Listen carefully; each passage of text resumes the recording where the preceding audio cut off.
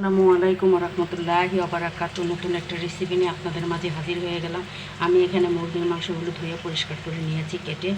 আপনাদের আজকে মুরগির মাংস দিয়ে করলা দিয়ে রান্না করে দেখাবো। দেখতেই পাচ্ছেন করলাগুলো ধুয়ে পরিষ্কার করে নিয়েছি। এখন চলে যাচ্ছি রান্নার জন্য। আমি কড়াইতে তেল, পেঁয়াজ, মরিচ দিয়ে দিয়েছি।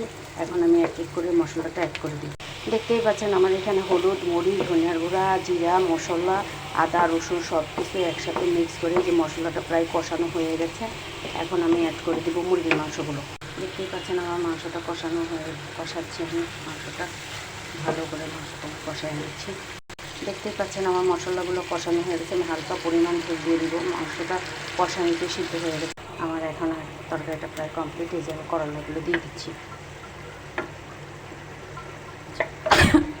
দেখতেই পাচ্ছেন আমার করলা দিয়ে মাংসটা রান্না কমপ্লিট হয়ে গেছে। আমি এখন পরিবেশন করে আপনাদের দেখতেই পাচ্ছেন আমার করলা দিয়ে মুরগির মাংসটা রান্না কমপ্লিট হয়ে গেছে। প্লিজ কে কোথায় থেকে দেখছেন আমার চ্যানেলটাকে লাইক কমেন্ট করবেন, বেশি করে শেয়ার করবেন।